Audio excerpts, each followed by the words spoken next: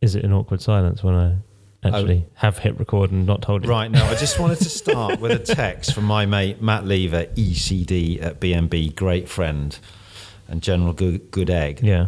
Well, he was until he wrote this text to me. When was that? Hello, mate. Just before we recorded, how you doing? Something, blah, blah, blah. Tell your mate Dan he should be a voiceover artist, by the way.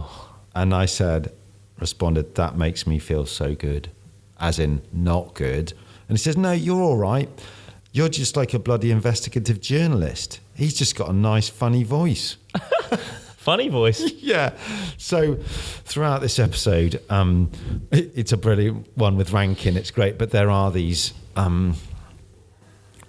Are you going to do your Louis Theroux? Are you going to try and get as much information out of Rankin? Make him feel comfortable? What are you going to do? Bloody, yeah. He's like John Pertwee. Who was the guy, the voiceover guy, did everything. Anyway, well, it's lovely seeing... In a world, in a land, anyway, where two men in a room make podcasts. That aside, so we have Rankin today. Yes, we do. Which is really exciting. One, because he's not from the creative side. He's obviously he is creative. Yeah, but from a creative department from a creative agency. Yeah. Well, he is a creative agency now. Oh God, should we start this again? Okay, got Rankin. He's an amazing photographer. So he's our first photographer. So we've had a chairman, a photographer, and I've heard there's a rumor we might have a sir. Yeah, we might have a sir. We might also have a strategist. Oh, that would be good.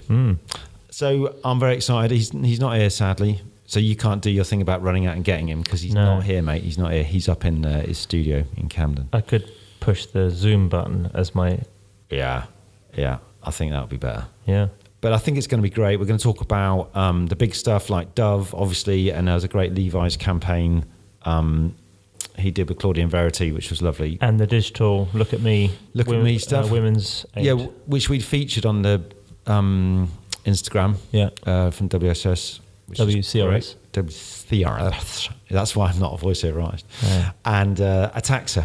I don't know how you say it, but it's a brilliant campaign that Belford did through TBWA. So I think it's going to be great. That's good. I'll just fire up the Zoom. Yeah.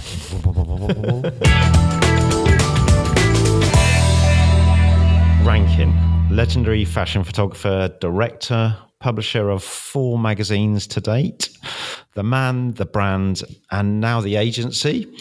Welcome to Behind the Billboard. Thank you.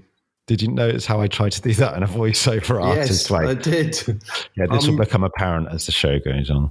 I think you need to really not do that. He's really trying. I know, I can hear. Have you done much voiceover? Have you done many? Have you done many voiceover? The guy I'm sitting next to is amazing, though. But you must have done the kind of the dummy voiceover. Yeah, and I always slightly rate myself, which is a bit embarrassing. And everyone says, we're all right. It's fine. Rankin, you're our first ever photographer on the show. Thanks so much. Yes, you are. And we're so lucky to have you to come on. Sorry about the technical glitches. We're going to blame John, right? Silent John. Yeah. He's on holiday this week. He's our technician. So that's why I've been fiddling around this morning. Who goes on holiday after a pandemic? Can anybody answer me that? It's like forced holiday. So where do we find you today, Rankin? You're at home, is that right? I am at home, and it's in Kentish Town, and I'm above the studio, and I have a day of phone calls and meetings and Zooms, and I honestly, it's the thing that I hate the most about my job, but I have to do it. So of course, we were going to get interrupted by the dogs as well at some point. We will, any second now. Okay. All right. Is that a timed thing for the dogs? No, I've... what's he called? Pavlov. It's not a Pavlov thing, no. No, I've ordered a coffee because I'm sitting here and I need a coffee. And the minute the coffee comes, the dogs will go mad. Yes. Right. So it's a kind of version of Pavlov's. Yeah, it's Pavlov's, I guess you call it Pavlov's cappuccino. lift. Yeah. It's the lift coming up that they go crazy about. So we're going to talk about Dove, Levi's, Ataxia, and Woman's Aid today, and other things. But we were just going to initially ask you how things are. Are you shooting a lot? Are you shooting in the studio and locations? What's going on in the world of Rankin at the moment? Well, I think probably I'm in a very privileged position in that the minute I went into lockdown, I contacted people I knew that as well, actually, the NHS, and asked if I could rush around the country and photograph frontline workers for them. And thankfully, they said yes. So I think because of that, I proved that as a brand, as a business, as a photographer, we could. I know I call me a brand, which is why I'm saying it ironically. I think people thought, oh wow, he's done it, so we should get him to shoot. We should get him to photograph it because he's actually been out there and photographed people. So thankfully, the NHS allowed me to do that. And the minute I came back online, the minute I opened up, I was shooting, and I've been shooting from then, which is mid-June till now. Wow. And pretty packed. There we go. There's the coffee. Coffee's coming. But I've been shooting back to back, basically. Right. I mean, but you're always busy, aren't you? I am. Oh, I've got a water as well. Oh, thank you. Thank you. Yeah. Because you love working a lot, don't you? I love work so much. It's my absolute favorite thing to do, to be shooting, not to be doing meetings. But I do a lot. I do a lot of stuff. I do a lot of stuff for free. I do a lot of stuff off my own back. I do. I'm always wanting to be shooting. So yes, I think that does help because people know they can come to me and go, oh, what about this idea I've got? And I'm like, yeah, I'll do that. And is the going out to the hospitals and shooting frontline workers, was that something off your own back? Was that something you just wanted to do? No, it's from Mullen? No, it wasn't for you guys. Oh. Yeah. Oh, no, I'm not there anymore. Aren't you? No. No, it wasn't for Mullenlow. No, it was off my own back. In fact, the person I contacted was Matthew Freud and said, I'm a portrait photographer. I'm at home and I'm happy for you to use and abuse me because I want to help. And he got me out within about, 3.5 weeks, 4 weeks. It's pretty, as you know, with the NHS, is pretty good. Amazing. And I was running around the country shooting people during lockdown, which was extraordinary. To just be driving out on the road was extraordinary. But you know what? The main thing was these people. They were just, you've worked with the NHS, they're extraordinary human beings. 99% of them, you meet them and you're like, wow, you are amazing. And they just go, this is my job. I'm not a hero. This is what I do. Yeah. It was brilliant. And it was actually weirdly very, I felt very, someone's buzzing. A phone is buzzing. It was really, I don't know if you met anybody during that period of time, but it made me feel much safer having met them because they really talked me through it. So I got kind of a frontline, almost a kind of front row seat on what was going on without having to take too much risk. But they all gave me so much information about how to protect myself and stuff that was very confusing at the time. They really talked me through. So it was personally, it was a brilliant thing to do, but it made me feel very confident that they had it all under control. You must have felt like an investigative journalist. Not really, but I didn't sound like one. That's the main thing. I don't even know what one sounds like. I remember when we did stuff for the NHS prior to COVID, one of the things we had to do, any meeting or anything we did, we had to have hand sanitizer. And the one thing I remember is the nurses said, this is good, but it's no way as good as washing your hands, which really sort of, stuck with me. So although the sanitizer is good, it's the hand washing. Yeah, no, it's a really good point. And they all said, just wash your hands and keep a distance. It's really simple. And I was like, Yes. oh, is it really that simple? And they went, yeah, it's that simple. Keep your distance, wash your hands, keep washing your hands, and don't touch your face. Have you been doing other stuff as well, in the studio, or have you been more going on location? Has there been a certain pattern, or is it mixed? No pattern, a bit of everything. Right. I've been doing some car work, been doing portraits. I've been doing everything. It's been really, it's strangely been very normal for us, but we've been very, very safe with everything. And we've been particularly, I guess, at the front of that safety, health and safety part of the way that we're doing the job. So we've really talked about it in pre-production. We've really kind of made it obvious and been honest with any clients or agencies we've been working with that it's going to take longer. You have to be prepared for 30% more time being wasted or used to talk.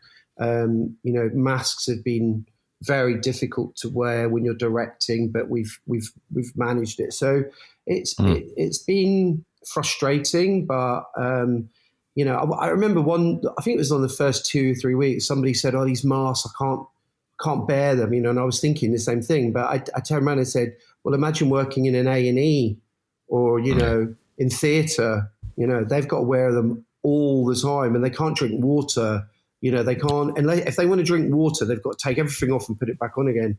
That's a nightmare." So, maybe doing your wearing your little paper mask for a few hours.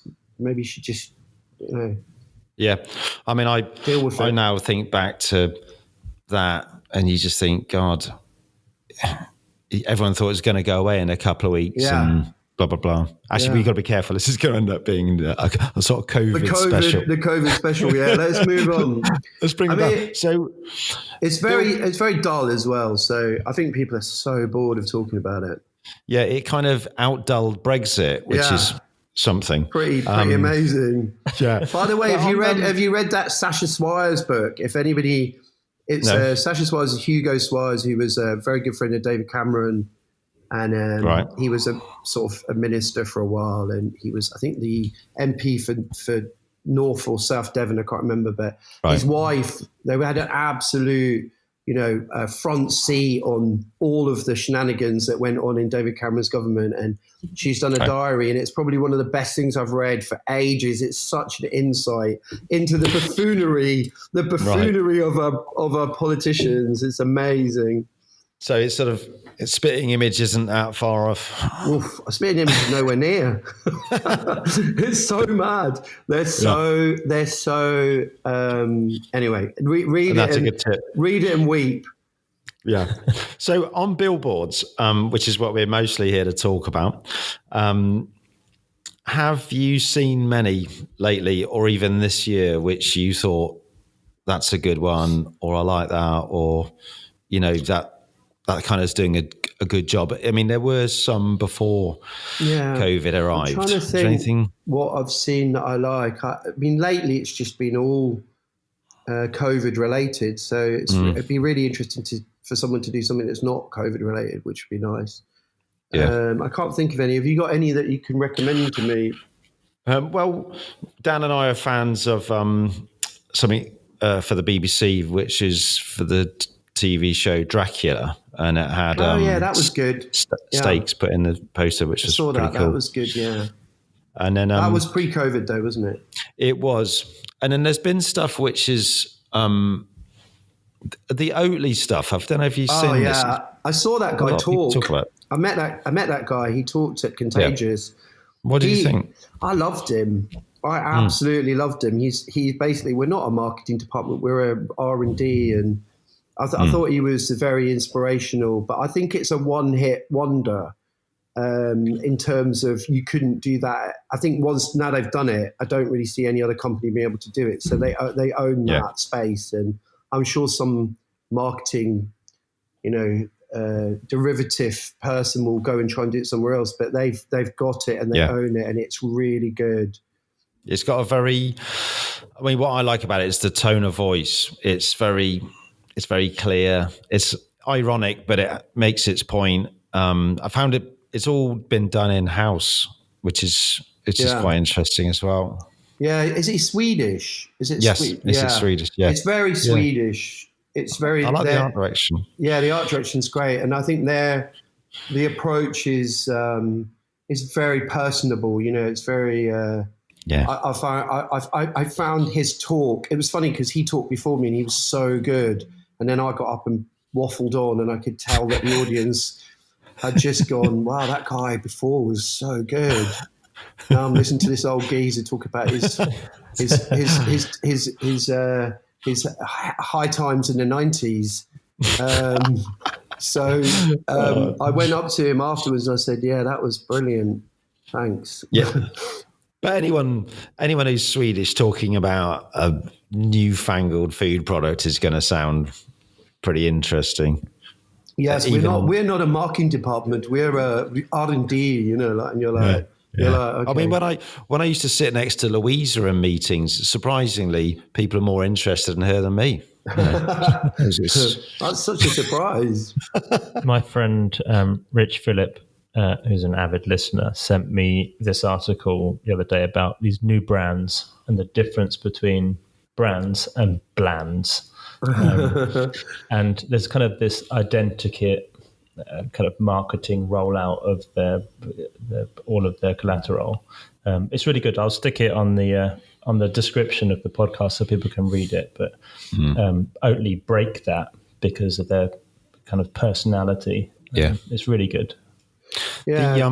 No, I've been saying for a while, like, one of the things that's interesting for me is, and I say it in meetings with clients, I talk about the fact that human beings have become brands, which is funny that you talk about me being one, but you know, they Photoshop themselves in Facetune to look perfect.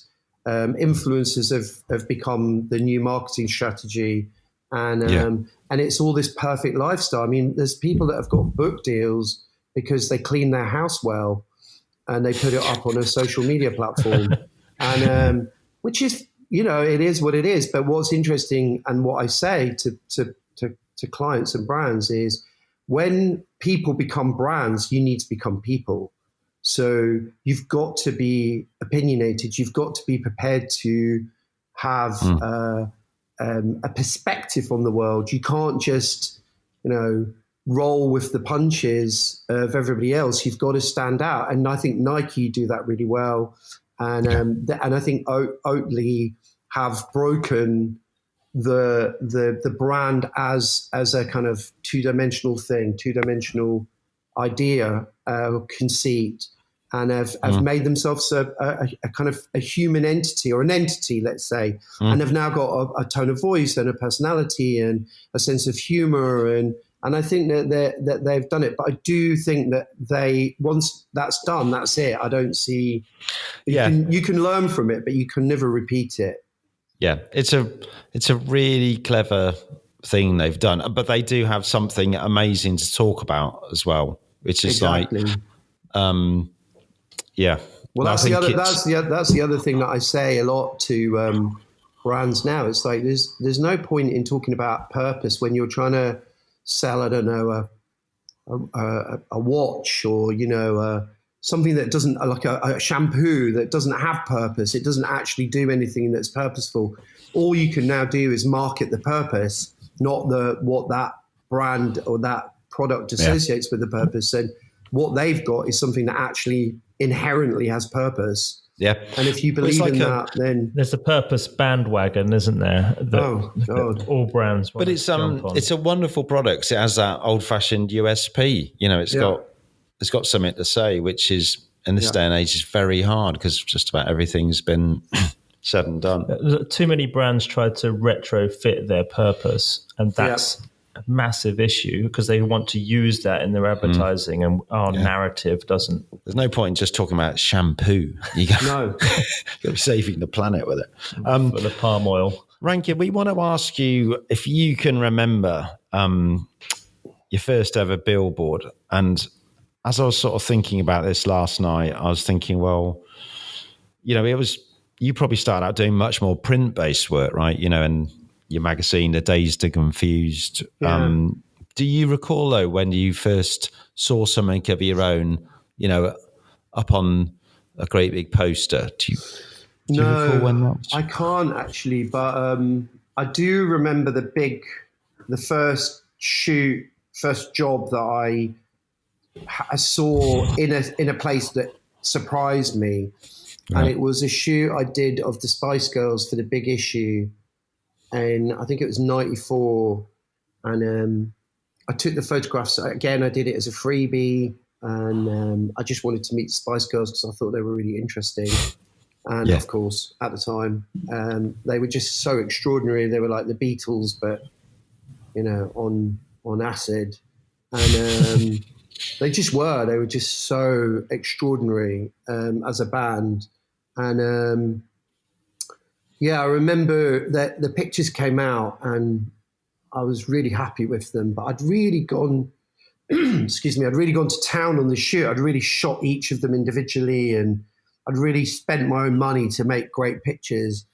And then I got contacted by their manager at the time, and they bought the pictures. And at that time, the money they spent on the pictures was about what my dad was earning a year when he finished his job. Jeez. And I remember thinking, that's the job for me then. That's what I want to do with my life. And I was just so blown away by how much money had been spent and was just excited that they liked the pictures, obviously. And then I remember going to the local supermarket with my dad and walking down the aisle, and there was a whole section of the supermarket that was Spice Girls, and every single picture was mine. And every single product, from toothbrushes to pencils to pencil cases to cakes. There was a birthday cake with my photo on it. And I thought, I've made it. That's it. That's it for me. There's no going back. I've sold my soul. We're all focused on trying to see our work on billboards, but I've never been on a cake. I really want to be on a cake. I think a toothbrush is the thing. It was on everything. They producted everything, and I had it. The pencils were individual of each of the girls, with my tiny little picture of mine on a pencil, which I've got somewhere because I was just like, wow, this is amazing. And my dad was like, yeah, you're doing all right, aren't you? Yeah, you've made it. But he was kind of like looking at me like, what the hell is that? Someone somewhere probably collects Spice Girl pencils. You know what I mean? So no, they do. They do. I get emails occasionally from people asking for watch. I've done watches. I've done pencils. Yeah. Can you sign this pencil? It's funny. Oh, brilliant. I recall I did a bit more investigative journalism. Really? When you were with Jefferson Hack at LCP, you apparently printed your first ever magazine, though, on a poster. Yeah, Have I got that wrong? No, that's right. What was that about? We didn't have any money. So you fly posted? Yeah, we're trying to come up with a concept for a magazine that was cheap, but could also be used as something that you put on your wall if you're a student. So the first few issues of Dazed and Confused were all posters that were folded into A4 from A2. So they had all the writing was dotted around them and they folded in, which we thought was very original, but I think other people have done it before. Yeah. I mean, have you found there's a difference just from our conversation already and knowing who you are? I know you work with lots of different people, either direct clients, with agencies. As an agency, you are now yourself. Is there one way you prefer working, or is one way easier than others? Or is it you just love the kind of challenge of doing lots of different ways into work, I suppose? Each each approach is with each approach you face a challenge, because if you're working internally, you've got your own internal team that can put so many roadblocks in your way or hurdles. When you're working with an agency, there can be politics there. I mean, it's always difficult because there's so many stakeholders in a creative process for a client, and everybody's got their own opinion on it. And I've just learned to try and navigate that stuff with a kind of an honest sale, like I try and look at it all with an honest sale, whether that's talking to a marketing director directly or talking to a creative director. And I think that when it works best is when you find people that will come on that boat with you. And if it's a really good ECD and they jump on and they've got your back, it always goes better. Or if it's a really good account person and they come on and jump on it, or if it's a really, really good marketing director, which, let's be frank, are not, they're few and far between, especially, let's say brand managers who are sort of people training to be marketing directors, or people that want to be marketing directors. They're just so fearful a lot of the time of pushing it. So I think it's all about the crew. That's my kind of the one thing that I've taken out of everything that I've done is the crew is so important. Yeah, like the gang. I love having a good gang. Yeah, if you don't have a good gang, what's the point? It's crap. It's rubbish being in a rubbish gang. It is. But I suppose you must have to temper it and go, because you've done a huge amount of work for a huge variety of clients, and celebrities and causes, massive brands. Do you have to temper it and go, okay, I'm about to walk into an enormous global campaign here for a car, let's say. Yeah. And then you get another one backed up for a fashion brand. Do you suddenly go, okay, in about 3 months' time, I've got to take my foot off the pedal a bit and do a smaller gig? Do you have to manage yourself? Because I can imagine, knowing what you like, how hard you work, you could just work constantly and forever at the same level. But do you then go, okay, I'm going to do a small thing now, or I'm going to do a pop promo? Do you try and actively vary it? Yes, I do actively try and vary it as much as I can, because I think that each feeds the other so well. Right. And and they help each other. Like, for example, when you're casting something for a big worldwide brand and they're trying to get a celebrity that they can't afford, and they're not going to be able to get them, and they say, "Oh, just ask them," and you're like, "Well, really? You want me to just ask them? Because you haven't got the money for them. So why are you pushing this?" Like, yeah. I don't have a relationship that means that it breaks down everything that goes around the cash around something. But what I do have is the alternative for you. And I have that alternative because I've got a magazine and I do these smaller things day in, day out, where I know who's bubbling under, who's coming through, right, who's going to be next. So I can always recommend an alternative.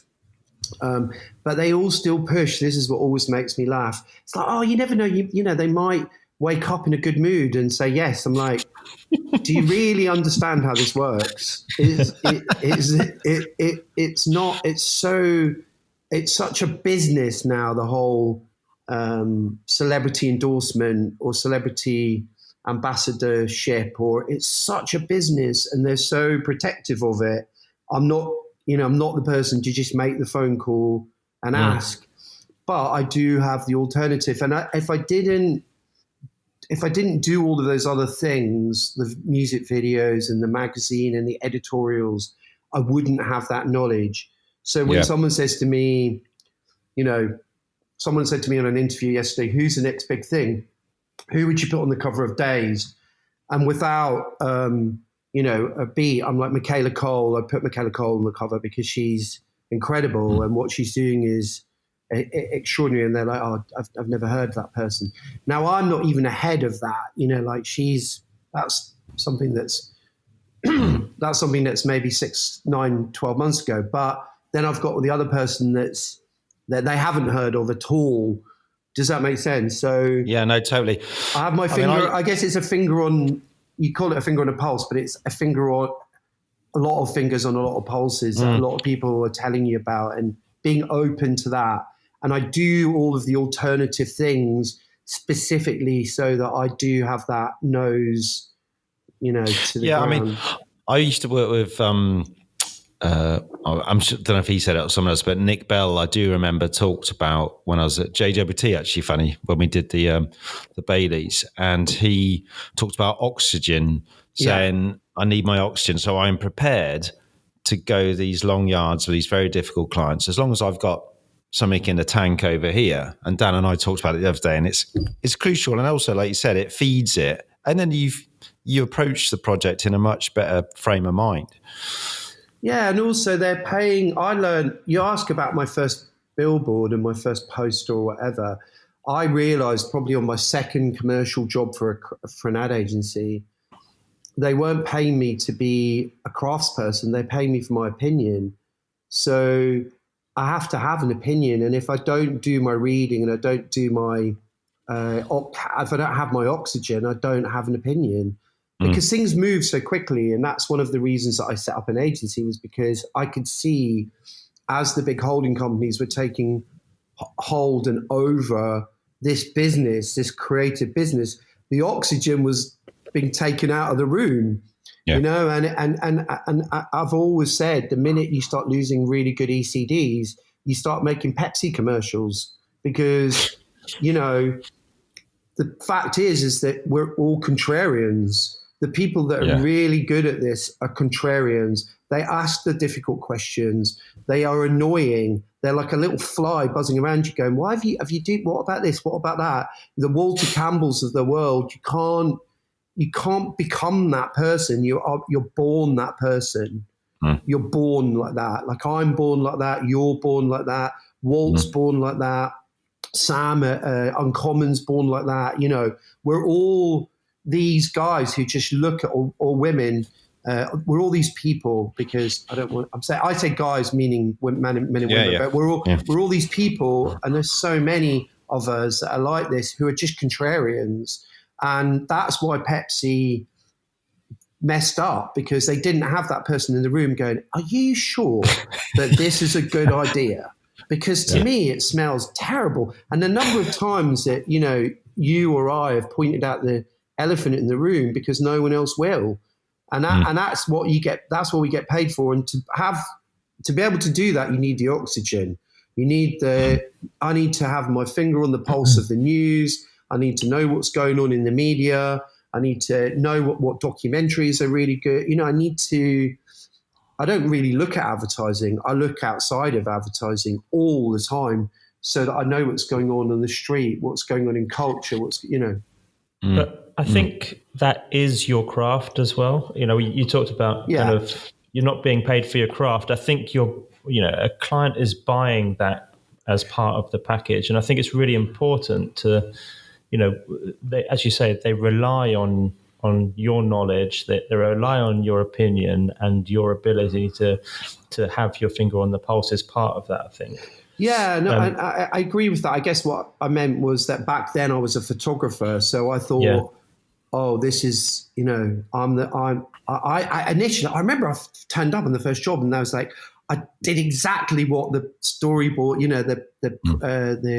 the proof had on the wall. I was like, okay, I'll just replicate that, and they were disappointed, and I was like, wow, what have I done? And then I realized, you don't want me to do that. You want me to give you more than that. I had, luckily, I always do, because that's just in my nature. But when I realized that, then I could lean into that when I'm in conversations and enjoy it, because it's also quite playful. I remember I did a Guinness thing with Walt Campbell, and we sat in a PPM in the boardroom at Abbott Mead Vickers, and I remember so well the Guinness client being there, the account person being there, and I think it was one of my first commercials, and God bless, Walt for getting me to do it. But and the account person said, okay, let's go through, or the producer said, let's go through the script. And Walt went, have you read it? He would turn around to the room and he went, have you read the script? And then they all kind of nod, and he goes, well, we don't have to go through it then. And I was like, oh, I like this, man. I like this approach.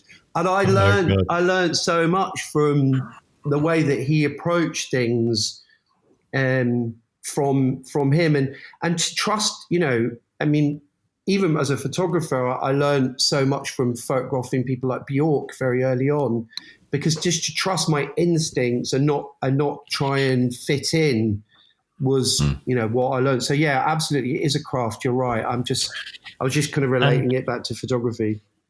And when it comes to, clients talking to you about a shoot, something is going to go on billboards. This is the kind of the end output. Does it change your process or your narrative or your creative input, knowing that it's going to end up on a roadside versus a double page spread? Yes and no. I mean, I think the impact of a billboard is much more intense, and I think the detail within a double page spread is slightly they're all very personal experiences, and that's what a lot of people don't understand about say the difference between stills advertising or print advertising, as it used to be called, and moving images. It's a very personal thing, looking at an image, whether it's a billboard or a photo in a magazine.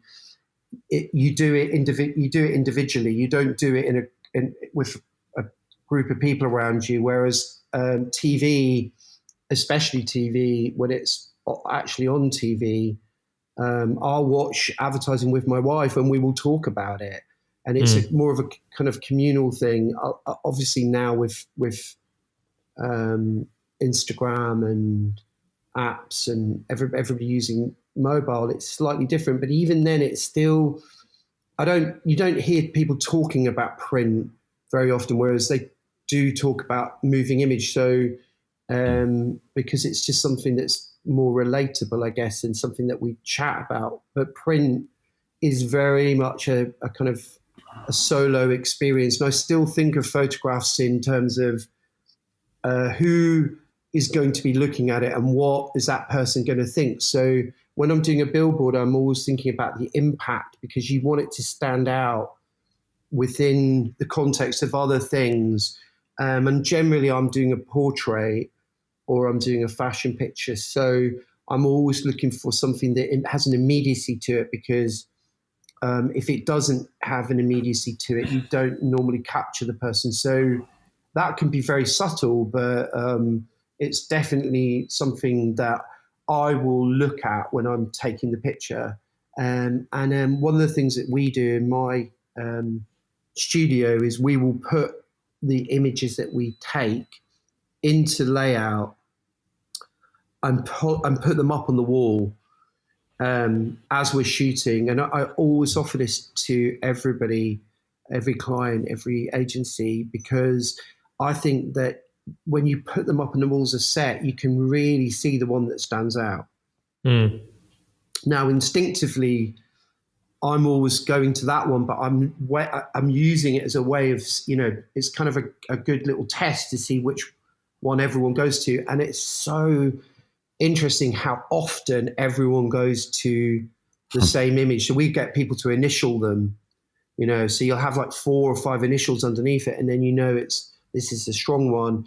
And it's a very, I would say it's a very instinctive thing, because it generally involves a human being and a human interaction with that person, especially in say the Western world is normally quite similar. You can't always assume it's going to be a global recognition or feeling, but it's definitely in Western society, it's generally the same picture that people go to. And yeah, I mean, I can't really put into words why I know that, but I definitely, having taken Malcolm Bradbury thing. If you've done it for 10,000 hours, you're an expert in it, right? So I feel like I'm an expert in that instinctive thing, and I bring that to the shoot, and I bring that to the billboard. But yeah, I mean, between a billboard and I think the print advertising could be a little bit cleverer, and it can be a little bit less obvious. Yeah, so you've got a longer dwell, especially if you're on a kind of printed material, or you've got someone reading magazine or something print in front of them. Who was it who called was it Tony? Someone said a billboard's like a visual shout. Oh, Tim Riley. Riley. Yeah, a visual shout. So, and that's really, you're part of that shout. The volume is going to come from an extraordinary taken photograph. I suppose we should talk about Dove, because actually, weirdly, of all the work, talk about having impact and cut through, just the actual inherent idea of the campaign, which was from 2004, the Real Beauty campaign, just as a concept, it was going to get noticed anyway. Could you just, for listeners, just briefly explain how you got involved and what the work entailed? Yeah. I was approached by a guy called Dennis Lewis at Ogilvy, who was, I think, the ECD on the Unilever account at Ogilvy. And he had this firming lotion from Dove, which he'd already made an ad campaign with. I think it was Ellen von Unwerth, where they tried to replicate famous photographs of celebrities, but with real people. And he got me in. He said, "We've done this shoot, and it's for firming lotion, and it's absolutely rubbish." Right.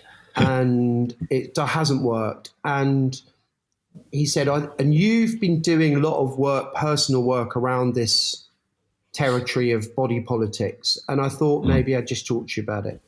And I said, "So what does this thing do?" And he said, "Well, you put it on you and it makes your skin firmer." And I said, "Okay, well, that's really boring." And he said, "Well, look, what we're trying to do is get to the heart of real women, because what we've noticed in culture is that people are starting to talk about, real beauty, and people are starting to talk about this real beauty, and they're trying to, we want to somehow bring that into it." And I said, "Well, that's easy. You just cast a load of real women, and if it's for something for their skin, you put them in underwear, and you just embrace and celebrate them." And he went, "Okay." And I said, "Is that it?" And he was like, "Yeah." And I was like, "Well, that's it." And then from there, it got pitched back to the client. And I remember going to Germany to do a PPM. And I can never remember her name. There's an amazing director who directed the commercial that went with it, which is basically it was almost a kind of a documentary of the making of the still shoot. Right. And she and I pushed so hard for diversity in size and in ethnicity in it. And I remember that there was a little bit of pushback, as there always can be. And she just came up with some amazing comments that blew me away. And they agreed to it they agreed to us overshooting the cast on the basis that I said, "Look, if you pay them a day rate and I'm happy to shoot them, what have you got to lose? What have you got to lose?" Well, there's nothing to lose. So just let me do it. I promise you'll get it. So we got this very broad cast, and we ended up shooting, I think it was 10 women. It was at least 8. And did you do that street casting, or was it we did an do unconventional? We did it, and actually she was, I wish I could remember her name because she was so good. She was really instrumental in the casting for it because she'd had documentary experience. And it's one of the things that I always try and say to brands when they want to work with real people, I'm like, don't use casting directors, use documentary researchers, because they're just so much better at finding real people. Because when you use a casting director, and I've heard this, where they go, well, they mean real, they say real people, but they don't mean real people. They mean people that can stand in front of a camera. And I'm like, no, they actually mean real people. And it's one of the things that I think a lot of brands really fall over themselves on, because so many people in the media end up in these real people roles. Anyway, so they were all real people. And it was such a good cast, and we really pushed for this very beautiful but plus size woman, and they'd kind of been a bit umming and ahhing about it. I was like, look, please do it, don't worry, it's going to be great. And if you don't want to use her, it's fine, it's absolutely fine. We'll give her a print, and it doesn't matter. And anyway, so we shot it all went really well, and everyone was really excited about the projects. And then I thought, I'm going to be really cheeky here. When I could feel it was bubbling under and it was going to do well with the client and with the agency, the overall agency. And I had this Sunday Times shoot, and I just left all of my prints out from the Dove shoot on the board. So, and I specifically put this one girl at the front because I really wanted them to use her. And the Sunday Times came in and they said, "Oh, what's this?" And I said, "Oh, no, nothing. It's a commercial job. Don't worry about it." And they said, "No, what is it?" And I said, "Oh, it's this campaign we're doing, and it's not important." And they ended up putting her on the cover of the magazine. No way. Yeah, That's and it was one brilliant. of the kind of like, it was one of those times where I was like, "Oh, I'm quite good at this." That's just like a dream for the agency and the client. I mean, what a moment. It was a great moment. And then what was really funny for me, and I guess for Dennis as well, is, and I think I don't know if either of you have ever been involved in one of these where it goes absolutely stratospheric, and then everyone says it's their idea, and you're like, hold on a minute. And they go. You start hearing people say, yeah. Well, I came up with this idea to put them in underwear, and I'm like, hold on a minute. Yeah, that was you and Dennis. That was me and Dennis, and it was absolutely Dennis going to me. Well, what would you do? And I said, I'd just be honest about it and go to the heart of it. Because Dennis gave me my first job at BBH, and he's very dour, sort of. I used to show him scripts. Me and Adam would show him scripts, and with a completely straight face, he'd say, "That's very funny. That's very funny. That's really funny." And we didn't quite know whether there was something else coming. Yeah. So when he left and went to Ogilvy's, and this came out, it was amazing because I hadn't heard where he'd left and gone to. And then I remember seeing this and reading about it. And I'm really pleased you've said this today because it's affirmed everything I knew about him being, at the heart of it. Oh, he was 100%. I mean, anybody that takes any credit for it, I'm telling you, they're not telling the truth. Like, I was in the room with Dennis when he asked me. And also what was funny is then we continued to do it a little bit, for about a year or two. Yeah. And I remember him saying to me, we came out of a PPM once where somebody I'm not going to say who, but somebody in the meeting had said, "She's just not quite pretty enough. She's just not quite pretty enough." And Dennis came out and he went, I don't think I want to do this anymore. Very good. They've kind of lost it, haven't they? Yeah. And I went, yeah, they've lost it. And it was a really funny moment where the success of it almost destroyed it,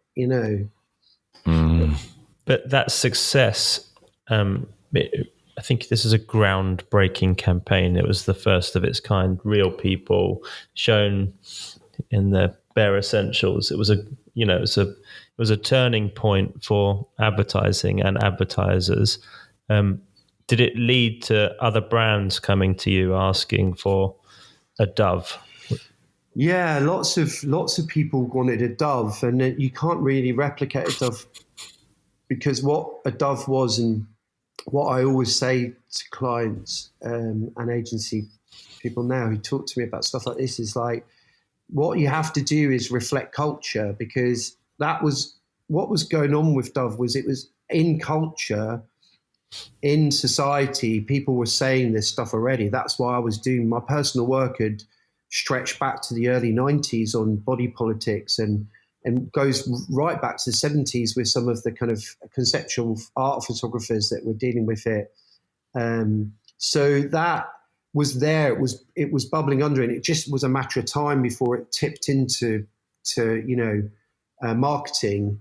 And now I say, especially about purpose, it's important for it just not to be for the sake of it, because if you just do it for the sake of it, then the public can smell it. They can smell.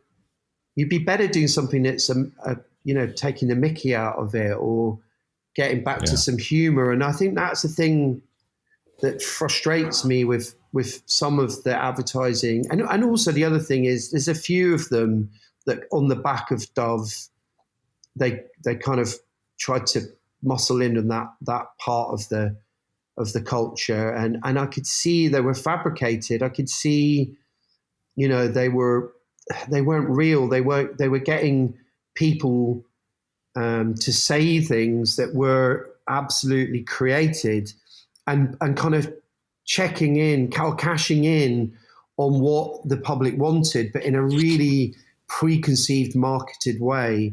And especially there's a few American creatives and directors that were making things. And I was like, you're actually scripting this to feel real, and you're getting away with it because there's such an appetite for this stuff. But actually, I know, because I know enough about, it's like watching that, I don't know if anybody's watched that Octopus film on Netflix. Have you watched that? Right. It's absolutely amazing. Like, you have to watch it, but you're watching it and you're thinking, wow, how did they do all these shots? And then you realize, oh, they've gone back and filmed the story in retrospect, it's not a real, it's completely created. But if you know anything about filmmaking, you would just go, no young girl would ever say those words. Right. A boy runs like this. It's like, come on. Come on. She's been told to say that. Come on. Yeah. Do you think we're stupid? But they did cash in on it. And I think that's the problem with purpose now, is that everyone's cashed in on it. So the only place to go is to actually trying to change proper, real things, real problems, as opposed to first world problems. The one thing I was interested just on that, we're going to move on to Levi's in a minute, but the thing you mentioned about surreptitiously, leaving the layout of the Dove ad there, that's incredibly smart and clever. Do you, when you do a job, or you're thinking about a job, you're weighing something up, do you sometimes think, okay, can this idea or this project have a life beyond the paid for media? Do you, because so much of your work does have has a very PRable quality to it. Do you actively sometimes say, do you know what, this is an interesting project and I'm going to do it for that? Or is that just me reading too much into things? No, I think you've hit the nail on the head. It's like I in almost all cases, I work out what the PR ability is of everything, because I think that when anything you do creatively has cut through to mainstream news or lifestyle media that doesn't have to be paid for, I think it has so much more value for the brand and for the client, and then and consequently for me as a creative. So I'm always looking for angles all the time in every single thing that's pitched to me, and I will always say that to whoever it is, creatively presenting to me. I'll always say, where's the story? And if they've got a story, I'll say, you've got a story there, and I think you could do quite well with that. And it gets frustrating because I think people will, and people kind of mix this up with PR. I'll say, is it PRable? And they say, well, they don't want PR. And I'm like, yeah, but why? Who cares what they want? Stop telling me what a client wants. It's like, that's my job. My job is to tell you what the client wants, not the client's job. I need to be the person here talking about what this could do beyond the marketing execution that goes back to being the contrarian. And I find what I find really interesting is how little, and again, this goes back to agency world, how little there's kind of almost a hierarchy in the 90s and the noughties of, we create this and then you have to PR it. So it's whereas I just don't think like that. I think in terms of round tables and how we all come together. So I'm always bringing the talkability about something to the table, and people mix that up because they go, they say things like, well, it's not about PR, or why would we have PR? And I'm like, no, I think you're misconstruing, and also being very arrogant and very sort of disrespectful to the PR part of it, because marketing just doesn't work. You can't silo this stuff anymore. It just can't be separated. If you do that, you're absolutely taking the wrong approach on it. So I'm always going, sorry.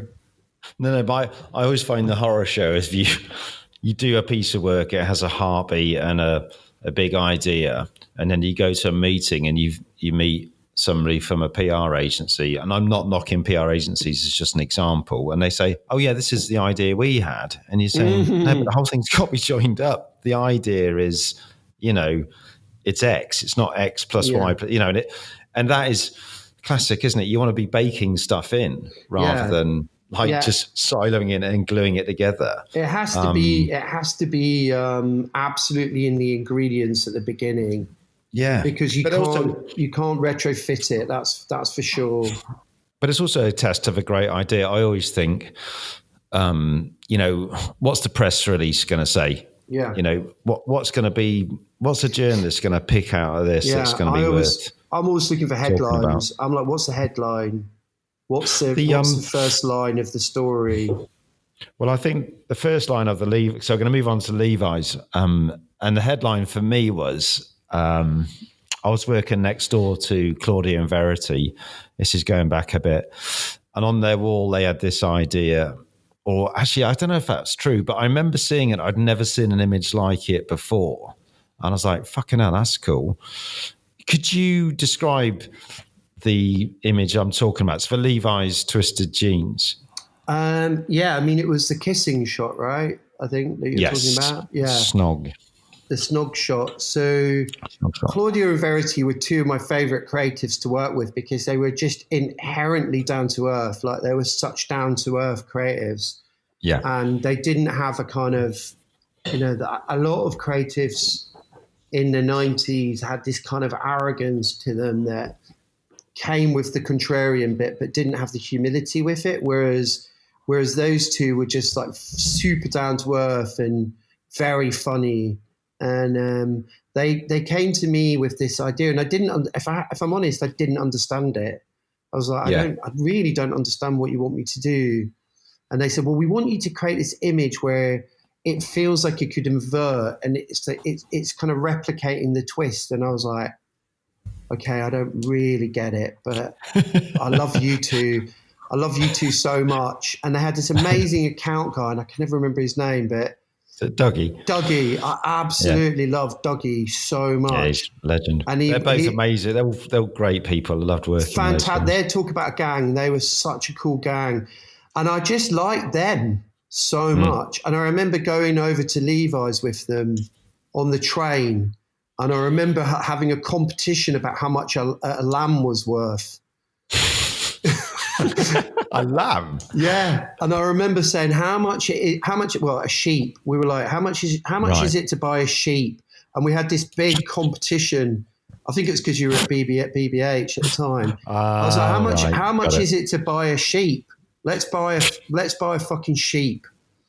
And give it to John. And give it to John, yeah. And it was one of those ridiculous conversations that made me just go, I don't care. I just want to work with these girls. And then I won a pencil for amazing. it. And I still don't understand what I did that was good, but it's a pretty cool shot. It's a good picture, yeah. But how did you go about it? Because I've written down here something along the lines of you're casting people for their ability to snog. That's a tough gig. But did you? I'd done a book called Snog. Right. So the history of that is really long, but I'll try and keep it really short. I was obsessed by a Robert Duano picture called The Kiss. Yeah. Yes. I was obsessed by it. It was one of my favorite pictures when I became a photographer. And I was trying to think how I could modernize that picture. How could I take a picture that's that good, that has that much kind of, I don't know, like emotion and history and everything to it. And I thought, you know what? I've never seen any pictures of people really snogging up close. So I came up with this concept, Snog. I started to do it off my own back, and I was getting couples to come in, people that hadn't met each other, people that had been in relationships for years, people that hadn't kissed for like tens of years. And I was going, okay, go for it, snog. And I would just take these pictures of people snogging. And I was going, I wonder why no one's ever done this before, because it's really weird. And it's because people look away. When people snog, you generally, especially in Britain, you turn away. You're a bit embarrassed, aren't you? Especially back then, I think it was just like, oh, you don't do that. And so I'd done this book. So I think they'd seen that book and thought, oh, he's the man for us. He knows how to capture a snog. So when I think we cast the couples, I can't remember if we cast them kissing or not, but back then we probably would have done, because it wouldn't have been seen as inappropriate. But we cast it, and I was like, this is really easy. You know, this is how you do it. And I'd already done it like 100 times. So, and the way you do it, can I tell you how you do it? It's really easy, right? Everyone thinks that you photograph a snog. I'll try and describe it visually, but when you lean your head one way or the other, but you don't. What you do is you have them absolute forehead to forehead, and then just push the noses next to each other and keep the heads quite straight together, so they don't, they're not leaning one way or the other. And that way you get both of the faces in beautiful silhouette. So I just did that. Right. No. Well, that's lovely, because we're short of time, so we need to get going. So thanks for that. We're going to go from the enormity of Levi's, this enormous global client. We're going to go to a very, very small campaign for a client called Ataxia. I think that's how you say it. Yeah. You did this, I think, with TBWA and Paul Belford. Yeah. It's something that's always caught my eyes. Just the whole work is brilliant. The lines are ace, but the way the imagery is just so fucked. That's the only way I can describe it. Sorry. I was fascinated how you did do this. Did you do the shots and Paul messed with them, or did you stay involved? Just tell us a tiny bit about it. Well, again, I think what's great about this one is that it's another freebie. So it's one of those ones where I get contacted. I didn't even know what ataxia was. So I was like, wow, that's awful. I'd love to be helpful in this space. So they sent over some ideas, and I was like, yeah, that sounds good. They weren't exactly the same as they ended up. And I just took the pictures, and the only thing that was important to me was that there were sufferers, because I just thought, if it isn't real people, it just doesn't feel genuine and authentic. And I took the pictures, and then he went off and did it to him and sent them to me and went, what do you think? And I went, brilliant. Go.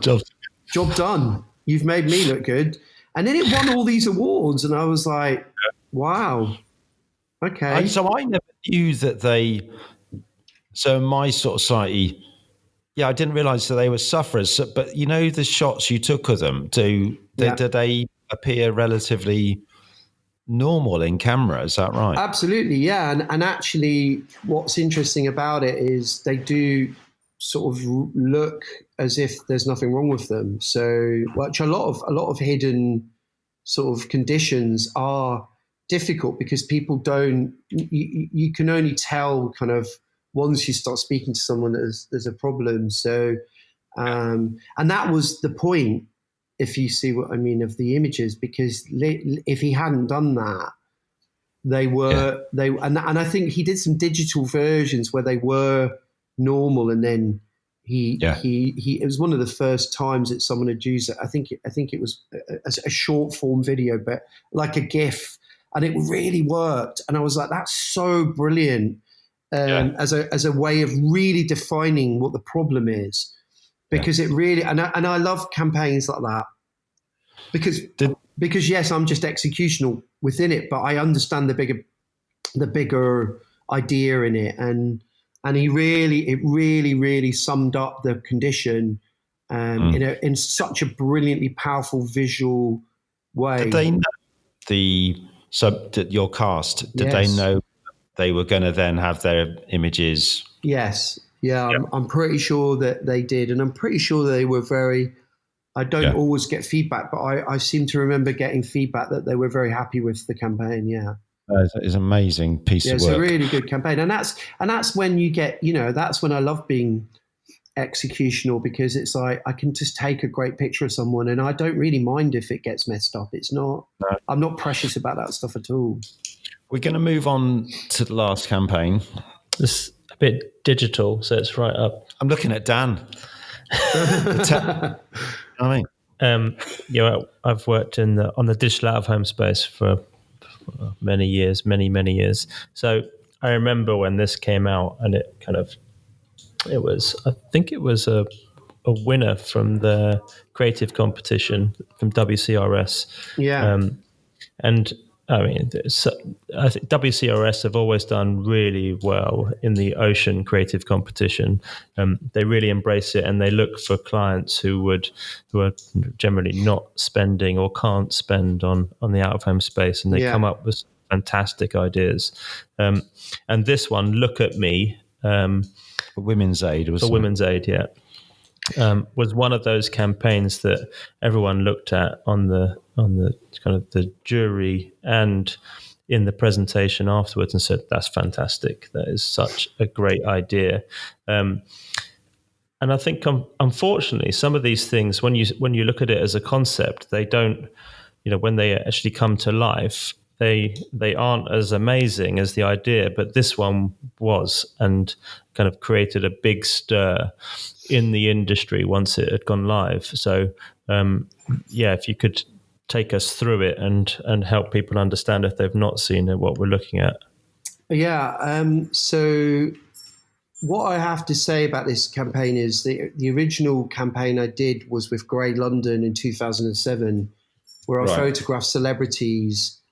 I think it was called it was not called Look at Me. It had another name to it back then, and but it was something like Look at Me, where we took celebrities and we bruised their faces so it looked like they'd been beaten up, and it was a very, very well received campaign at the time in 2007. And it got a lot of press. And in fact, I ended up going to Downing Street to number 11 because they presented it, they launched it there, and it was kind of a big deal, I think it was Nicola Mendelsohn was leading it at the time. And it was a big, big campaign and really exciting to be part of. And it's something that it's tough for me to talk about, but it's very close to my heart. And I've always been very wanted to be very supportive of domestic violence charities because it's something that I've experienced. So when Ross Neal came to me from WCRS and said, I've got another idea for you about this campaign, I was like, that's great. I'll always jump in for Women's Aid. And I know Ross quite well. I've always quite liked him. And he said, we've got this concept where it's a digital, as people look at it and become aware of it, it scans their faces, and the the bruises and the cuts reduce as we're doing it. And I was like, that's absolutely brilliant. I love it, because the thing about domestic violence is that people ignoring it and not questioning it is one of the fundamental reasons that it continues. Having done so much research on this, it's all about breaking the cycle of violence. So, and the only way to do that is to offer people escape or offer them something, something else. And you cannot break the cycle unless people are trying to intervene, essentially. So I thought it's a really brilliant extension of what we've done, but it takes new media and it really uses it in the best way. But again, I chipped it in for free. I did it for free.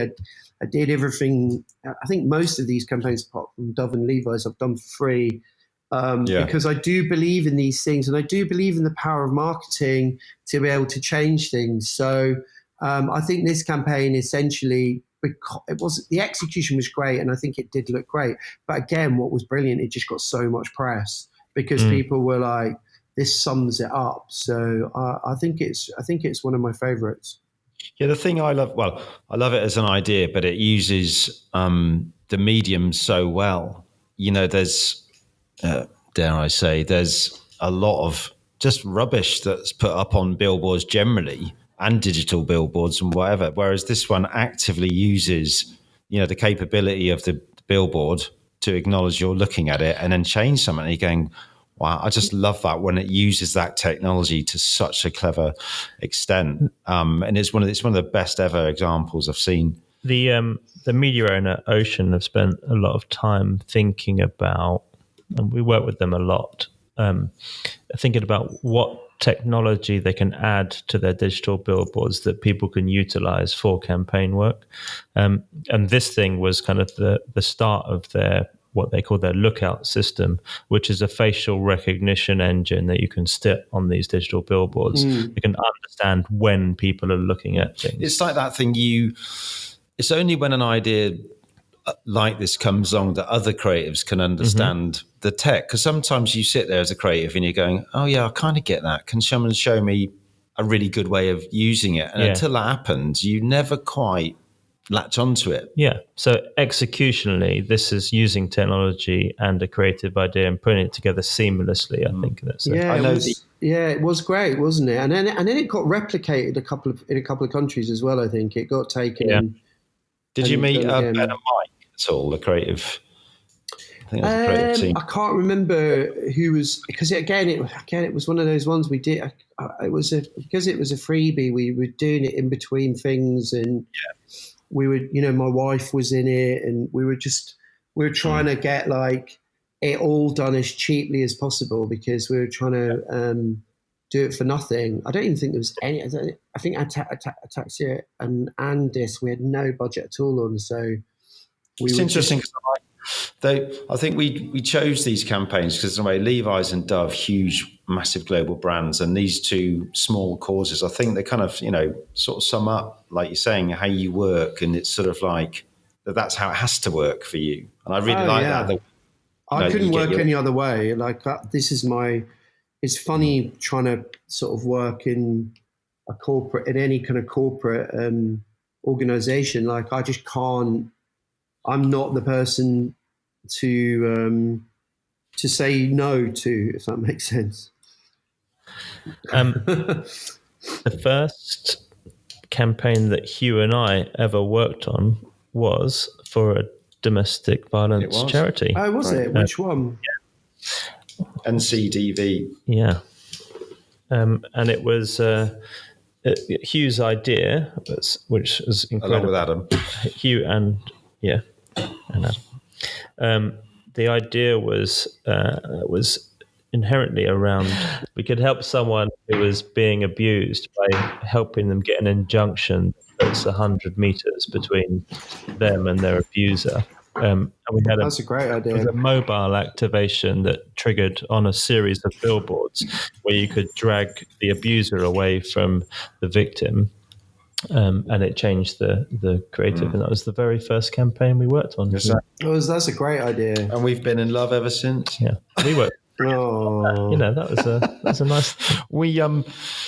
we sense time is up with the dogs barking, so we just want to say thanks. But one last thing, or a couple of very quickies. Do you have a favourite billboard of all time, or a favourite image, or something you really love?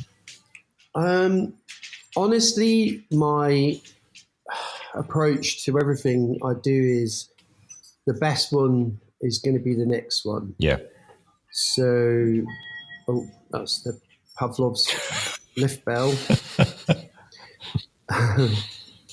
Yeah, my honestly, my approach to everything is the best one's the next one. So the next one is actually a pretty good one, which I can't talk about, but it should be out in the next 4 weeks. And it's an idea I've had for about 3 years. Yeah. And somebody believed in it enough to kind of make it happen. So I think it's going to be, it's a good one. So, okay. Is that idea something that's been sat in the bottom drawer waiting for the right client? Kind of, yeah. I mean, waiting, it's a tough one to talk about because I want to be able to tell you about it, but I can't. But we're good. It's not even the right. It's not even the right. It's not even. Well, funny enough, it's around that conceit. Okay. It's something that I've wanted to do for a while, and I've kind of been researching it for a long time. But it's about culture again. It's something that's happening in society that it's just turning a spotlight onto it and going, why don't we look at this? It's exciting because the execution of it is so original, and it'll be kind of out in the next month, and then there's a follow-up that I think is brilliant. So I'm really excited about it. But that's my whole, I wrote to a client the other day saying, look, I could come up with a PR idea every month for you, but actually changing things is what I want to do. So I'd rather be trying to change things than just getting people PR, because PR is easy. Well, this episode might well be out in about a month because I'm really crap on timelines. Dan's going to probably shout at me now, but no, we know this will be out hopefully 3 or 4 weeks. So you never know; it might coincide with what you've just talked about. If it is out, if it's out, then you'll know about it because it's a pretty big one. But mate, thank you so much. It's been a brilliant pleasure. Hour and 17 minutes. It's a goodie. We've really enjoyed hearing your stories, and it's lovely just chatting and seeing your face. Oh, thank you. I really enjoyed it. I hope I wasn't too boring. No, not at all. It's been brilliant. Thank you very much. No worries. Speak soon. Big love. Bye. Take it easy, guys. Bye.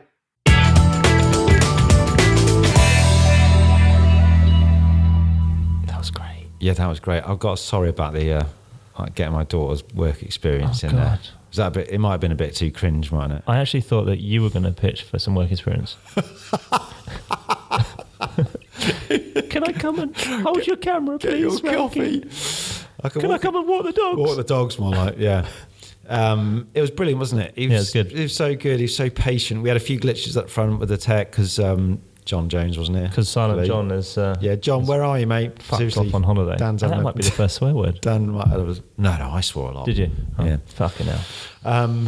But it was very enjoyable. I mean, I think it was fascinating hearing all about from his side, not just as a photographer, but as a kind of, a provocateur, as someone who's, he's been around for ages and he's still smashing it. It was great hearing about this thing that he's got coming out. Sounds very exciting. Yeah, hopefully we can share it when it's out as well. Yeah. I think he's just a really interesting person to talk to generally about, our industry, the creative industry, and And I mean, the good news is that he didn't say no to Dorothy going to work there. He said she could come with the Guardian. So maybe see if Rach wants to take her. Or a copy of the Guardian. Fucking cringe if you cut. Or you could do an amazing bit of editing and just cut it out. But no, I'm leaving it in now. Definitely, thanks, 100% in. That was good. It was really good. I'm really now I'm like you saying, let's get more. Obviously, talk to art directors, creatives, blah blah blah. But let's get photographers, illustrators. I want to get a media owner in as well. Yeah, Well, look, I'm looking at you. That's your job. I don't know any. You must know one. Yeah, I know one or two. Okay, media owners, Dan's going to call you. Yeah, careful. Oh, they're all going to be standing by the phone, ready to hit the red button and not accept. In a voiceover voice. Right. I'm going to take my investigative journalism somewhere else. See ya. Thanks, guys. Bye.